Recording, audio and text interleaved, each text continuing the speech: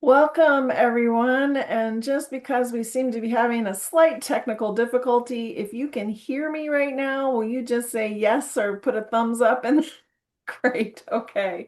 Well, good morning. I am the Reverend Amy Johnson, and I serve as Minister for Sexuality, Education, and Justice in the United Church of Christ.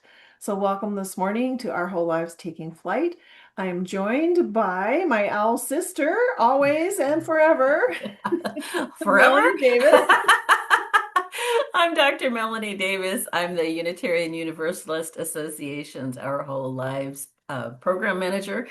And we're so pleased that you're here for Sex Ed Action Week. Miranda? Yeah, Miranda Estes is here today. We are delighted to have her. She is the State Policy and Action Manager for SIECUS, Sex Ed for Social Change, also the Sexuality Information Education Council of the United States. So Miranda is here and is gonna do an amazing presentation for us today about Sex Ed Week of Action. But before we get started, I have an opening reading. This is from Robert Monson of Enfleshed. Enfleshed uh, has a beautiful open public library of resources if you are willing to attribute them to them. And this one is called Beautiful Possibilities, and it seemed really relevant to me this morning. So each day emerges from the last, and potentials rise to kiss the sky. In this place between starshine and clay, we gather flesh, beautiful flesh, the stuff of stars and matter, today mattering, slowly but patiently emerging into beautiful possibilities. And only time will tell and speak to the way our possibilities will merge with one another's. So, hurting, we emerge. Hopeful, we emerge, knowing that in this place, our sacred flesh isn't just tolerated, but welcomed, nourished, sought for. And with that, I am going to turn it over to the one and only Miranda Estes. Hi, y'all. Thank you so much for having me join y'all today. And Amy, thank you so much for that introduction. Um, I am, and for the reading, that was very beautiful. We are going to start in a place a little bit of despair, and we're going to move towards hope. But most importantly, I am really grateful for you all being here. And I want you to know that this presentation throughout, please be willing or welcome to put comments or questions or concerns in the chat, and I'll address them kind of throughout or at the end, whatever Ooh, ooh, works. ooh, ooh. Yes, yes. So if you do have questions, if you could actually use the Q&A feature, that would help us Ooh, track those questions so much easier than if you drop them in the chat. So please use the Q&A feature at the bottom of your yes. screen and we'll make sure and get to those. Thanks so much. Okay, go. Yeah, even better. Um, okay, Andrea, I am ready for slides when you're ready. All right, y'all. So we are taking flight and we're taking action for sex education. Like Amy said, I am the State Policy Action Manager for SIECUS, which, again, long, Sexuality Information Education Council of the United States, or SIECUS Sex Ed for Social Change, either one. But today, for our conversation, I'm going to run us through a few things. Next slide, Andrea. Um, so we're not going to stay too long here, but I just want y'all to know what is to come. And like I said, we're going to kind of start bad and we're going to rise up. We're just going to talk about what happened last year or where we're at nationwide when it comes to sex education, what happened last year during the legislative session, what is already happening this year in the legislative session, and how do we fix it? Spoiler, it's using your voice. And during that, we're gonna talk about Sex Ed Week of Action, and then we're gonna close. Um, all right, next slide. So this is not a full or exhaustive list of statistics that we have at SIECUS based on the state of sex ed nationwide. If you I can actually share these slides afterwards because there are interactive links throughout. So if it's easier for y'all to like get to the resources I mentioned today, would love to share. But this research comes, or these points come from our state profiles, which is something that SIECUS is a little bit known for. We do a full write-up on statute for every state on what their statutes and their state standards say about sex education. Um, so currently, 27 states and DC have laws requiring sex education, either explicitly by statute or what we call by proxy, which is like through enforced or recommended state standards. So sex education may be called different names in certain states. So, like family life education, comprehensive personal health and safety education, human growth and development education, or the umbrella term, which is just health education. So, 27 states do have requirements for some kind of sex education.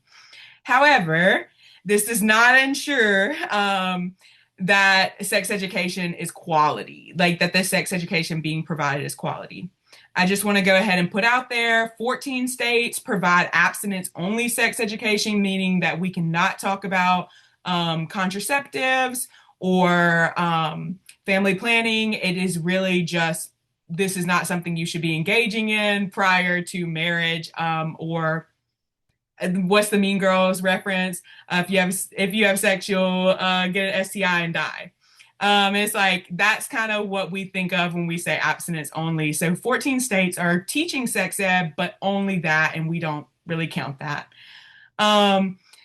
Additionally, 16 states don't require sex education or HIV STI instruction to be medically accurate, age appropriate, or culturally responsive. So, all of that to say, oh, and then 15 states make no mention of consent in sex education. So, all of that to say that if someone felt inspired by the 27 states, I hate to sink your hope. Not every state is providing good quality sex education. Um, More so than requirements for sex ed, there are 36 states that require some kind of instruction on HIV, AIDS in schools, which, not to go down a different rabbit hole, but that's already kind of an indicator alone, the HIV/AIDS instruction, that like, are these things most up to date and medically accurate? No, because we actually don't fully talk about AIDS in the same way anymore. It is HIV stage 3 because AIDS is really disparaging. So, all of that to say, even though states will require that, again, back to the is it medically accurate? Is it age appropriate? Is it stigma free? No, no, unfortunately. Um, Something positive, there are 5 states requiring comprehensive sex education, and we are hoping that that grows. Those states are California, Oregon, Washington, and 2 states that we still count, Colorado and Illinois. They have requirements that we call if-thens, like if you're teaching sex ed, then it must be comprehensive. So, that's not to say every school in Illinois is teaching sex ed, comprehensive sex ed, but if they are teaching sex ed, it has to be comprehensive. And then obviously the big red statistic that hurts me, especially as a queer woman, but makes me very sad for young people, is that 19 states have laws that really do create hostile environments for LGBTQIA students, whether they are being stigmatized or excluded from attending sex ed classes in classrooms that align with their identity, or etc. Or 10 states explicitly requiring stigmatizing language about LGBTQIA people and saying that your sexuality will determine your likelihood to have HIV or STIs, which we know is deeply stigmatizing and inaccurate.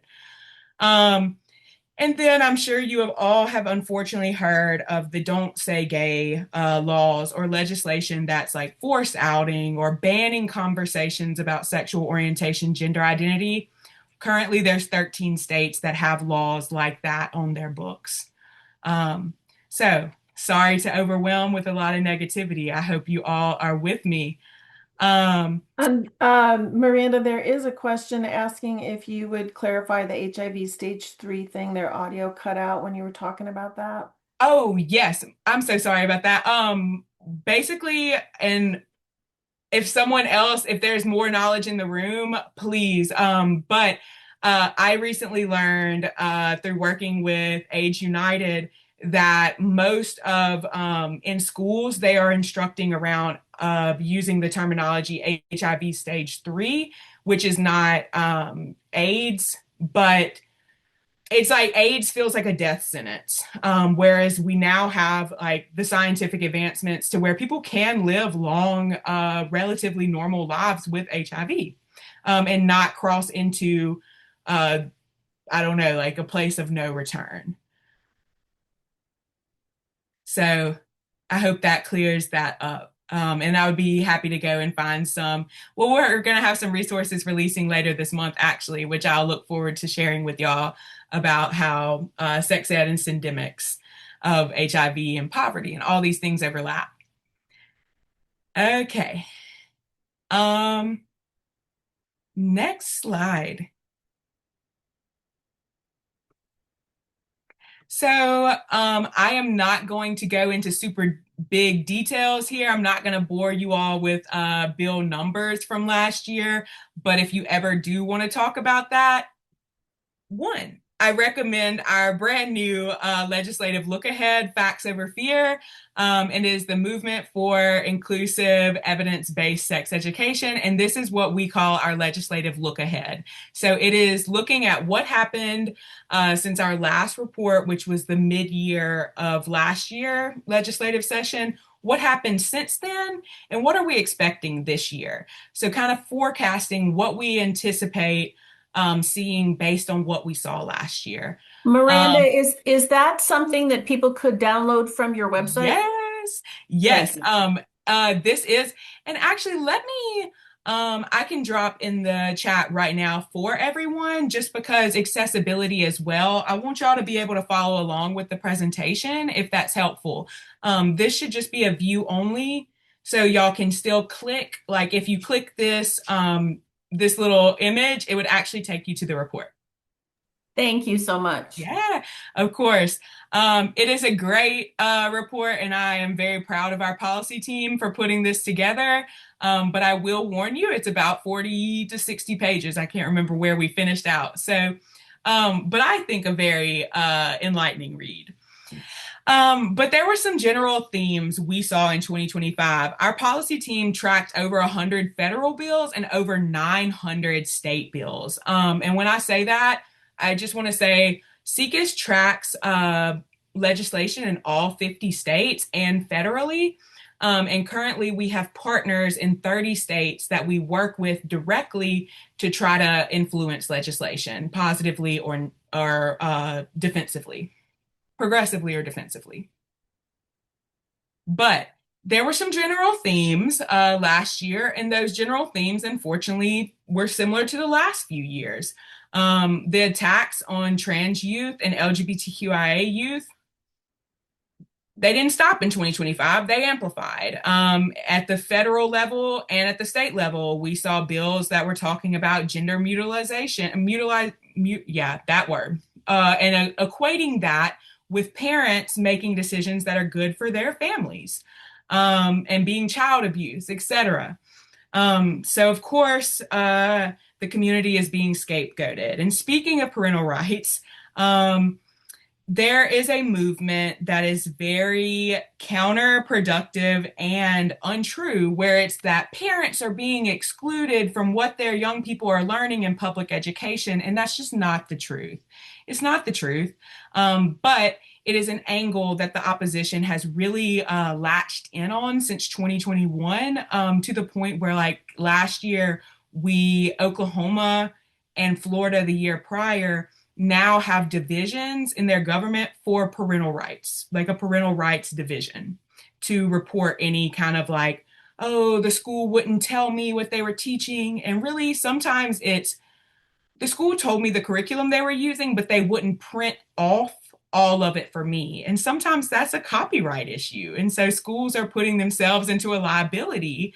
I even think about OWL, like that isn't just like publicly accessible with and shouldn't be just like copied. So that's one little thing. All of these things are meant to create administrative burden on schools. Is Miranda, Yeah. is would it be helpful for people to campaign for their local schools to have more aggressive parent orientations? Would that be helpful? Yes, and what's more so is that a lot of school districts already have these in place. One state I think of a lot, and I'm going to try not to hound on them, is Oklahoma. My partners in Oklahoma have a parental preview night prior to every semester beginning, where they are previewing all their curriculum, all their lesson plans, answering questions for parents, and every time they have that, they have one to parents who attend. But then whenever it comes to time for the school board meetings, all these objectionable parents are there to say, no one told me what they were teaching. And so, yes, having more presence at one, anytime that school districts are doing curriculum review, great, but also at those school board meetings to say, no, actually, we did have access to this. And even just a little encouragement too can be really helpful to our educators to say, like, thank you for having this and for inviting me into the conversation. Um, because we at SIECUS talk all the time of like, we have no desire for parents to be left out of what their young people are learning. We actually want them to be the center of what they are learning. And what is happening at school is like this evidence-based, comprehensive review. And then at home, they're talking about how to add in family value to that education. So that's where we stand. And I'm going to talk in a bit about a Florida partner who is kind of turning this whole narrative on its head this year through legislative session, a positive thing coming out of Florida this year. Um, Also, of course, we've been seeing the book and DEI bans, and I put this in about the anti-abortion sentiment, but it is actually more than that. Has anyone, just quickly, I'm not going to stay too long on my least favorite topic, but has anyone heard about baby Olivia? Meet baby Olivia, fetal development education. Yeah, it is a, yeah, I see her thumb. It is a new it is a new directive set up by an anti-abortion organization, Live Action, to try to get young people starting in third grade, typically, yeah, starting to get young people to watch this video that is computer generated about how a fetus develops in how it develops. Yeah. But it is ripe with misinformation. It is ripe with intentional disinformation to the extent of, oh, well, a baby can survive outside the womb after 20 weeks. And it's like, that has been so rare and also extremely fragile. So, but we know that the point of starting to introduce this kind of information to young people before they even learn how their bodies work and before they even learn how a baby would get there is to intentionally make them feel like we must protect the baby. And it's like that that can be harmful, especially because at SIECUS we believe in scaffolded education where you are learning your own body, the reproductive system, then that, if that, in high school, because usually that is a more specialized information that comes if you pursue some kind of medical degree, or if you get pregnant like later. But some positive things have come up or did come up in 2025. We started to see a lot of pushback on these things, but also linking in some new direction like assault and violence prevention. So, really targeting those states that are not talking about consent and trying to pass legislation that would require consent education and healthy relationships education, in addition to sex education. Of course, culturally inclusive curriculum, making sure that curriculum represents all students learning and not just some students. Um, Also, countering book bans. I know sometimes people are like, oh, well, what's the connection between sex ed and book bans? Well, their favorite books to ban are ones that are on sexual orientation, gender identity, written by someone who is gay or in the diaspora of LGBTQ, and mostly trying to lump any information that is about sexuality or reproductive development as sexually explicit. When those things have been rated by libraries to be age appropriate and by publishers to be age appropriate, and they're trying to say they're not appropriate and they need to be removed from the library. And so that is a little bit of the connection. And also, truthfully, I would love to know a time when banning books was ever the right thing to do. But I won't stay there long. So we've been seeing this Freedom to Learn Act, like New Jersey passed it last year, and it is making sure that we are countering book bans and we are countering censorship in the classroom. And then, of course, making the connections between media literacy and digital safety and how that affects mental health. I could go into a whole separate tangent and would love to talk about like what Australia did and banning teenagers from using social media, etc. But just to say that we are really in a place where we are recognizing that young people's development is being halted because they are overly online and they're overly online exposed to things that they cannot critically decide if it's true or accurate anymore. And so that comes to the media literacy piece and needing that.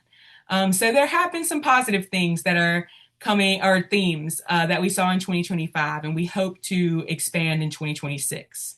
Next slide, Andrea. Yes, someone in the comments, Jessica Valenti's Substack is one of my favorite things, and it is still sometimes very disheartening because, wow. So this is just a little quote from our that report I just told y'all about, the legislative look ahead. Clearly, the opposition is struggling to decide whether minors should have agency or whether minors have agency. And that is the long and short of it, unfortunately, is that it is really easy to control parents by fear mongering and saying, they're teaching your kids to not listen to you. They're doing gender transitions at school. None of that's happening. But what is happening at schools is young people are learning that they are actually in control of their bodies and that their bodies are theirs and how to protect them, how to protect themselves. And I think that scares the opposition. That's all I'll say. Next slide. So we're off to a running start. Most legislative sessions, as you can see, indicated by the blue states, most states are in session currently. And a few other ones that like Arkansas and Louisiana, like they are going to start in March and April. And so I think off the top of my head, it is Montana, Texas, and one of the other top states up there that is not going to have session this year. And Arkansas is like a budget session. So also, this is linked to a really great resource that I use to follow up, like when session starts, when it ends, when are bills, the last day to file bills. So if you click on this, it'll take you there. But we have already started tracking, and so far, even without all the states being in session, we have tracked over 300 bills just this year. Because the spaghetti is being thrown at the wall. is what I will say to y'all. And when I say mean that, states that already have don't say gay laws, states that already have banned trans athletes from participating in interscholastic sports, and these facility bans, etc. States that already have this harsh and aggressive statute language, they're still filing more bills to target trans kids. It is almost as if they are trying to legislate them out of existence, um, which is very, very scary.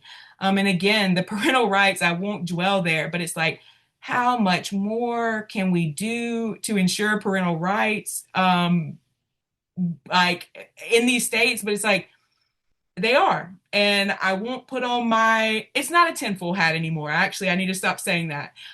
Project 2025 told us very clearly what they are doing to undermine and destroy public education. And this is one way they're doing it, by continuously filing bill after bill after bill to add more administrative burden to school districts, to make a chilling effect in the classroom, to make teachers scared to talk to their students, and engage in real conversation, and real education. As well as another general theme is, of course, sex ed. And I didn't put this in green because it's been a mixed bag. A lot of the bills that we are seeing that are pertaining to sex ed are trying to take states that have made progress back, to an abstinence based curriculum or sexual risk avoidance only education. We are seeing a lot of that. And also, like I said, the redefinition of what health education should be, into being fetal growth and development education, which is just not helpful for young people in the stage they are currently in. I think, like, why would you teach a third grader more about how a fetus develops than puberty? Yeah, Like and they, it, one of the frustrating things is when you take people back, Mhm. often you take people back to the scary pictures kind of sex ed, and we know that that doesn't work, and we know that that's not how STIs work either. Right. So, but that's so frustrating that's being proved through your research. Yeah, Miranda, can I just pop in for a second please, here? Yeah, please. I just want to say, so I live in a blue state, Yeah. and I live in a state that has mandated comprehensive sexuality education. Yes. And there's still a law. Well, I also live in a state where there's initiatives.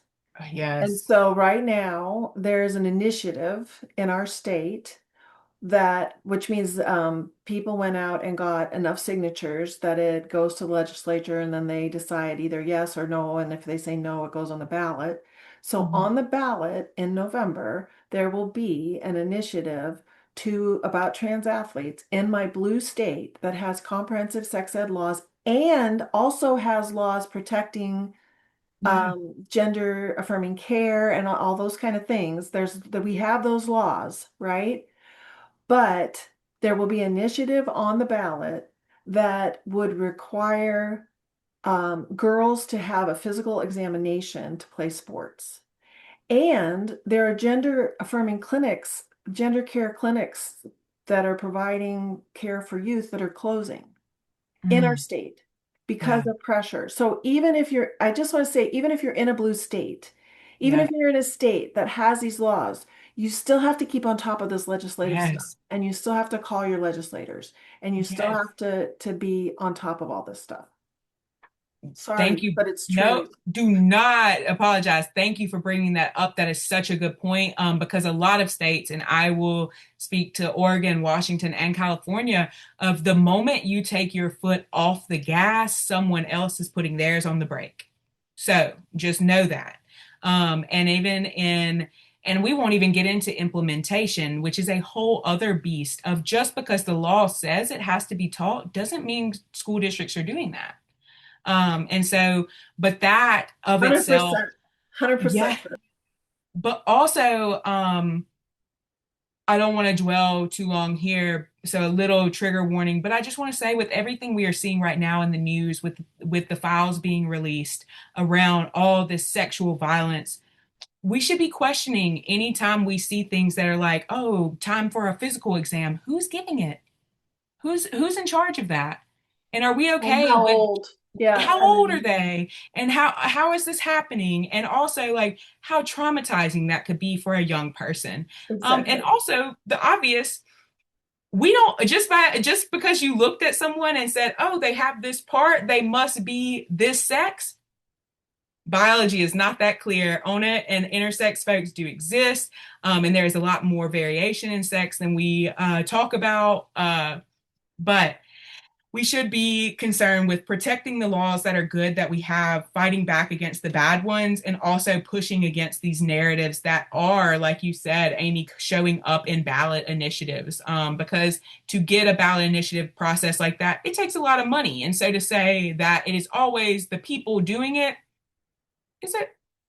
Is it? Okay.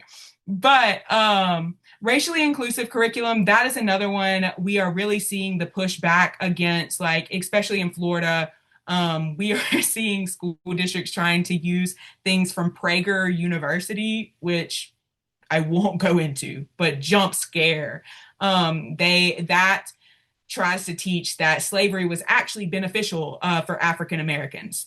Like, woo! What being from Mississippi, no, no, just hard stop, no. But we are finally seeing people push back to say, what do we benefit our whole nation by teaching young people inaccuracies? Because it does not push us towards progress at all. Um, so I'm not bullying. I want to say I'm not bullying. And I never will count out any state. Again, I'm from Mississippi and I currently live in Atlanta, Georgia. So I do not count out states. But there are some states that are worth watching right now. The three that are the most top for me is Missouri, Ohio, and Oklahoma. The amount of legislation that has been introduced this session is deeply concerning, because Oklahoma, again, I'm not going to bully Oklahoma. I love them, have great partnerships there, which is probably why I have so much to say about them. Um, Oklahoma has a cutoff for filing. So you can only file bills up to a certain point, and then no new legislation can be introduced. But also in Oklahoma, there's a process that they do that is unique. And it's called bill shucking. And at some point during the legislative session, you are allowed to change the language of bills that are already introduced by pulling in language from bills that did not move to committee. So let's say there is a bill that is an agriculture bill. Um, and on shucking day, now we're going to pull this language that we thought to be dead from an anti-trans bill, and we're going to add that to the agricultural bill and hope that advocates catch it or don't. Is their hope is that they can pass it in a committee that does not understand that topic very well, and push it across the finish line. Quite scary, but that is why I get really concerned when Oklahoma files a ton of bills that are almost repetitive, almost word for word, and then one or two line difference, because it's like, what are you saving this language for? So just to say that there are a lot of things moving. Ohio already has a baby Olivia that is moving fast. Missouri's baby Olivia had a hearing yesterday that turned out favorable. We are worried about how things are moving.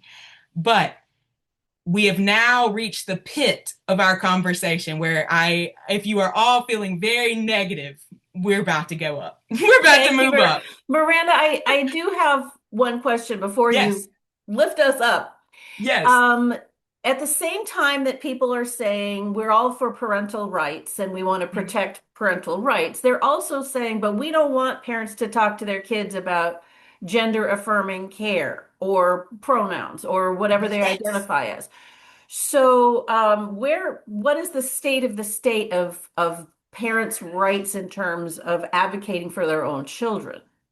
Yeah, Dr. Melanie, you're bringing up a great point. And that's where I'm going to talk to us in Florida, but I do want to answer that a little bit. Yeah, that is the biggest contradiction we are trying to point out about the parental rights movement is that they want parental rights for the parents they agree with. They will demonize, they will demoralize. and try to discount any perspective from a parent who actually has a trans child, who actually has a queer child that they love and support. They are trying to make the narrative that parent of those parents, they're trying to silence it because they will turn that into, oh, well, those parents are abusing their children by doing that or indoctrinating their children. But the concern there is public education was always supposed to be secular. It was always supposed to be state decided. It was always supposed to be left to the local control of districts. It was never, if you wanted a curriculum and if you wanted your child to learn in school what you want them to learn, homeschool. It should not be public schools. But that is what parental rights activists are really trying, is to bring back this ultra conservative parents. We don't need kids talking about this at school. They'll talk to their parents about it. What happens when it's the parent who's abusive? What happens when it's the parent who is intentionally keeping their child from reading certain literature for fear of them identifying themselves earlier? Because again, another tangent I'll go on, but the reality is like parents, not all parents are created equally. And so to say that everyone's parents want the best for their children, nah, I, scary. I also think a really thing that we really come up against in our whole lives and parent orientations a lot is that even parents who want to provide Yeah, great education for their children, they didn't get a good great sexuality point. education and they only know what they know. Right. And then other times parents will say, but my kid's not asking. And so there's these huge gaps, even when there are parents who are wanting to be that askable parent or be the parent that is willing to talk to their kids. There's still Yeah. a lot of gaps. Very good point, Amy. And truthfully, like that is the problem is like parents who are talking to their young people about what they know, and now things have changed and things have evolved, or they didn't get good sex education. And so they're kind of like climbing up to like to have these conversations and to do this instruction. And it's like still need a little support, need a little help. That's also where I love the model of OWL of having like parents are learning while young people are learning. And it makes it more of a communal learning and a lifelong learning. These are conversations that should be had throughout the lifespan because it like there's never a point where it's like, okay, I know everything there is to know about my body and how it will evolve. Like, no, there's always something new to learn. Um, As a so in woman of a certain age, I just want to really, really, really validate that. Yes, no, because that, and let's go even further. In the same way that young people are being, this oppositional force is trying to teach this like fetal development, what they're not talking about is what happens to the pregnant person? What are the risks of pregnancy? What are the risks um, of infant and maternal mortality? What do we talk about postpartum? Do we talk about anything that someone would actually need to know? No. And also, yeah, Amy, not to go that way, but it's like, yeah, don't even get me started on menopause, perimenopause. Who's teaching that? Who's teaching that? No one's even talking about it. But to say that is needs to be taught in K through 12, it's like, let's start scaffolding. Let's start scaffolding.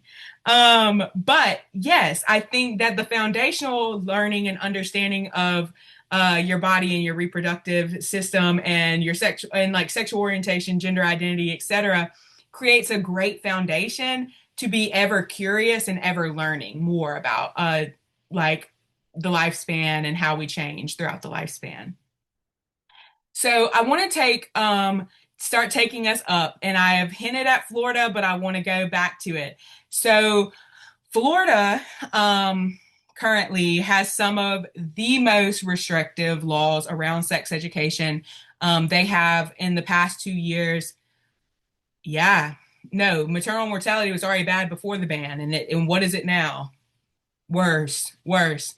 God, doubled. Sorry. So in Florida, they have some hyper restrictive rules around sex education. So right now, for a school district to provide any amount of sex education, it has to be approved by the Department of Education, meaning they took local control away from school districts, and it all has to be approved through the state. If anyone's familiar with like how regulatory processes work, it moves slow. And what ended up happening in 2024 is no sex ed got approved.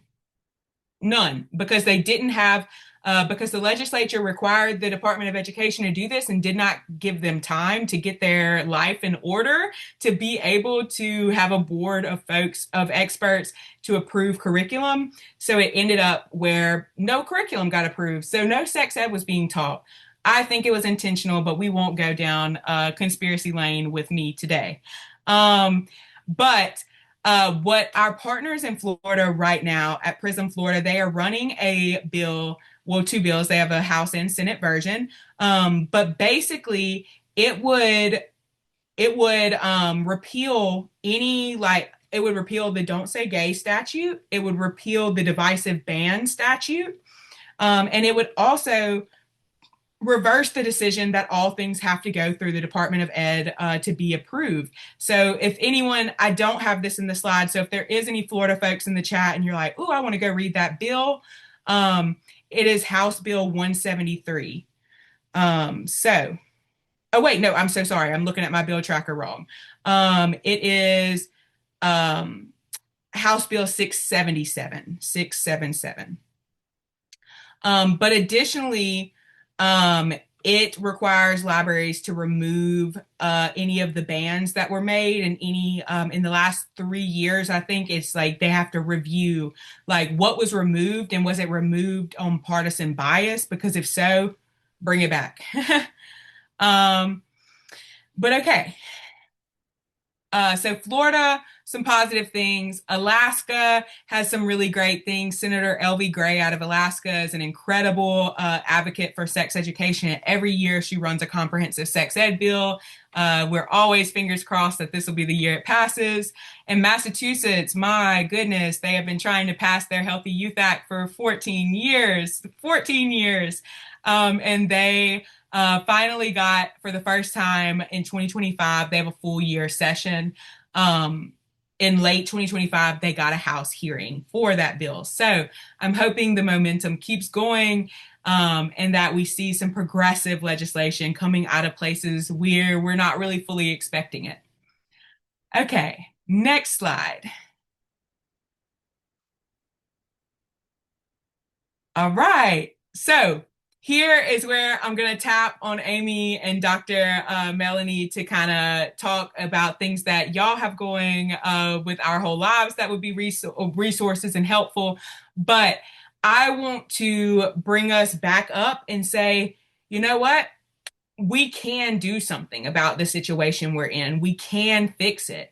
But it starts at a level that sometimes we are so ready to jump into this big work and going to the Capitol. And all those things are incredible and important. And call your representatives and go to the school board meeting and check in what they're doing and introduce yourself to the school board. But it really starts at the micro level. In your own network, you have to be willing to talk about sexuality education. You have to be willing to talk about sexuality, about sex. Like that should not be a scary or taboo word. And I think for everyone who is here, it is not. But I want to make sure that we are starting these conversations because they are really critical. And in the same way that we're talking about it, we're challenging lies, things that we know to be persistent, myths and disinformation. So I have two links here that y'all will be able to access. One is our at SIECUS. Last year, we released a 3-part video series about the persistent lies around contraceptive methods and contraception in general, because the Power to Decide released survey results last year that said that young people aged 15 to 24, I think, 50% of that age group did felt like they did not have enough information to decide between contraceptive methods, meaning and that they are seeing a rise of like differing information online.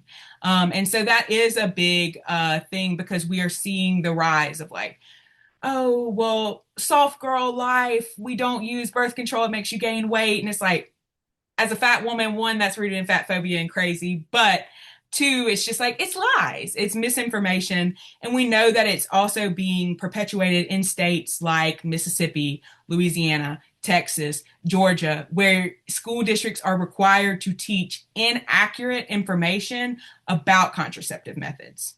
Another challenge for another day. But I also put in just this really great resource that I use about like starting conversations about sexuality because especially with parents who are wanting to have these conversations with their young ones, but don't know how to bring it up without it being awkward and having that perpetual shut off.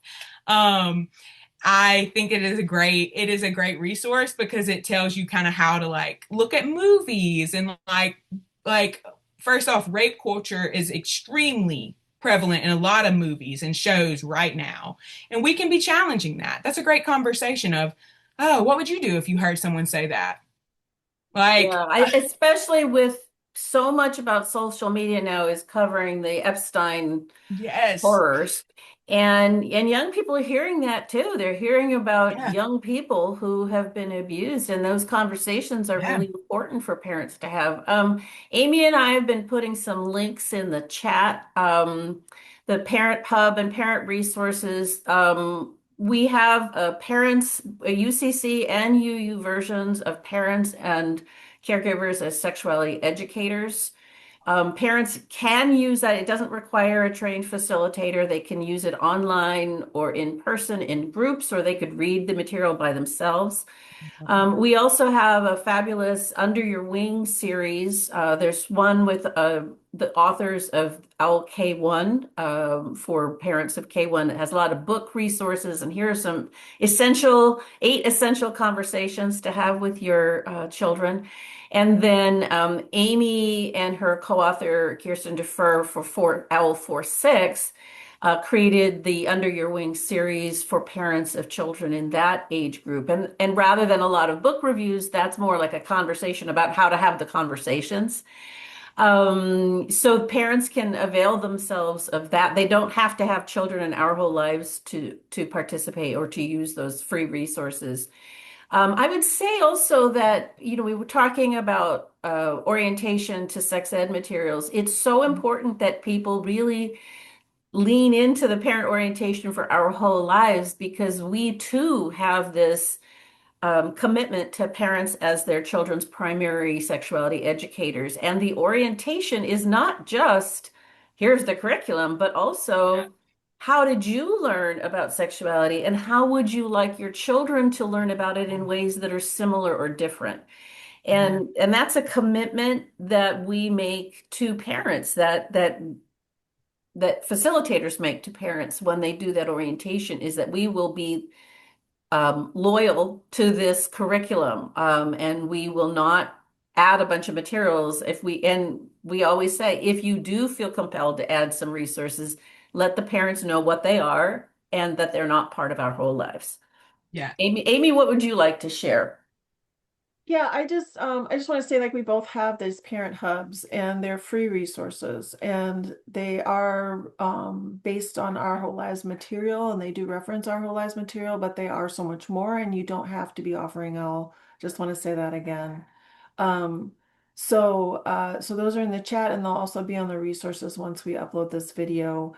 Um, there the parents and caregivers, as Melanie said, you don't have to be an RL facilitator to run that, though people have said that it's really helpful to have an L training before you do. So just saying that.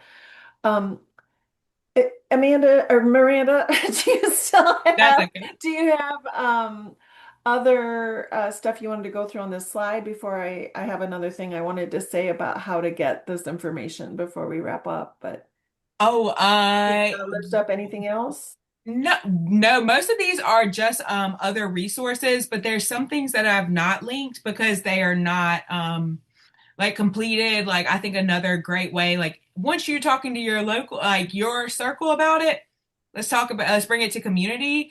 We have a sex education toolkit that FOSSE, which is the Future of Sex Education, put out, and it's based in the national sex ed standards and how to advocate for accredited or that kind of accredited is not the right word, but sex education that aligns with the national sex ed standards, which OWL does. Yeah. Um, but also op-eds. Op-eds are something that like we just recently had a training for our Sexuality Education Policy Action Council, but would be willing to share those resources or talk to anyone who would like to know about, hey, I have some really great ideas and I want to talk about or I want to write about sex education and speaking up for sex ed, especially in these times. There's a lot of connections we can make to the current situations. And someone put in the heated rivalry in the chat. Yes, yes. Heard really But good things about that, yes. right, but that is not linked because we have not made it public. But if you, my email is here if you would like to talk about that. And then the last thing is like your state house and beyond. I will always say this, being from the South, that when religious leaders are at the Capitol, lawmakers are listening. But the problem is that so often we see religious leaders who have aligned themselves with Christian nationalism, with all these other bad forces, the parental rights group, the anti-abortion groups, etc. And it is so refreshing to see people of faith, parents of faith, community leaders of faith coming out and saying, hey, sex education is public health. It is harm reduction. It is prevention education. It is sexual abuse prevention education. And lawmakers listen. So if you ever would like to testify or provide public comment and just need a little guidance, I am very helpful with that. Thank you, Thank you so Miranda. much for We that, Miranda. Yeah, and I want to just say too, I can testify to that, having been locally or in our state legislative sessions, but also in a national ecumenical advocacy days that the UCC has been a part of, that they really, and when you are a person of faith, and you go in and you say you're a person of faith, that's what Yes. you have to say, that I'm a person of faith and I believe. I have heard from definitely those legislators, like, it is really helpful and important that you are here as people of faith, because now we can say that we Yeah. have this this Miranda, this th information. thank you for offering your help. If people want to make statements, I would like to say that only Amy and I are the national spokespeople for our whole lives. So while everybody is encouraged to write op-ed pieces and to show up, please do not speak on behalf of OWL. We have communications departments that can help you. Like if you want to write an op-ed and run it by our communications groups, we'll be happy to help you with that. But we just really are, it's our job to be protective of our whole lives so that correct information is getting out there. And we do this. We do help people craft messaging and handle interviews with media. So anytime you get contacted by the media or want to reach out to the media, please write to owl@ucc.org or owl@uua.org, and Amy and I will put you in touch with people who can assist. I want to also say, first of all, just thank you so much, Miranda. That was so jam-packed and so beautiful. Thank you. I want to just kind of, on the message of hope, say there are lots of small things that you can do. You can buy books. You can buy the books that are being banned, and you can have them in your home. You can have them in your church, right? You can start or expand a library that you have there.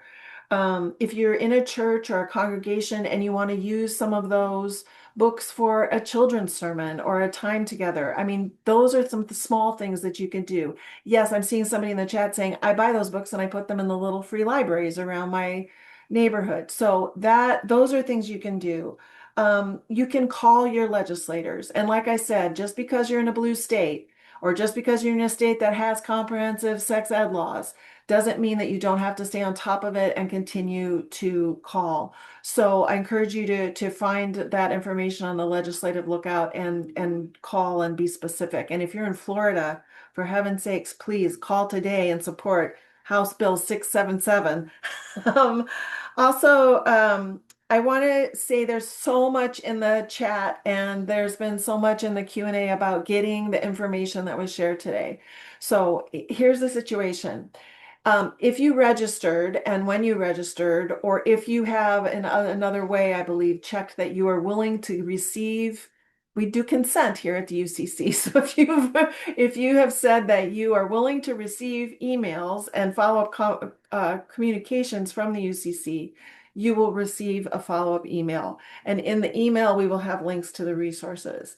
If you don't get that email, which will come out probably either later this week or early next week, if you don't get that, please know that you can always go to the playlist. And that link was in the chat and I can put it there again. And you can go there and these webinars are always recorded and they are uploaded again later this week or early next week. It will be there. The link is in the chat and you can, underneath the webinar, there will be something that says more and you click on that and you will see all the resources. So they will be listed there. So if you don't receive the email, please know that you still can get those resources. Okay, I think we got that. Are there any outstanding questions? Somebody asked about the detransition lawsuits. So there are a very small group of folks who are talking about detransition, and that's, there we are about consent, and sometimes people do that. We and in our whole lives and the UCC, we are and then the UA are supportive of people identifying how they identify, and also to have bodily agency and bodily autonomy, and care for themselves and to get the health care that they deserve in order to do that. So I'm that's my answer to that question, I think. Yeah, and I think that's true for the UUA too, that no one is trying to convince anybody to do anything. We're affirming their right to agency and to making choices that make sense for them and their families.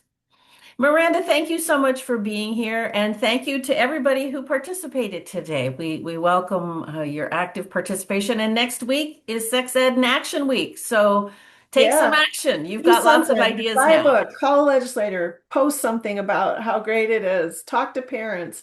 Go to those if you're in a school district, go to those meetings. Even if you're in support of the sex ed, go there and be a force for, hey, this is great. Thank you so much for doing this. I'm so glad to see this.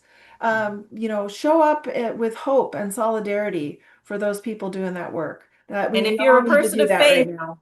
wear your symbol of your faith if you're a Yes. person of faith. Yes. Yes. Thank you so much. Have a great day, everyone. Have a great day.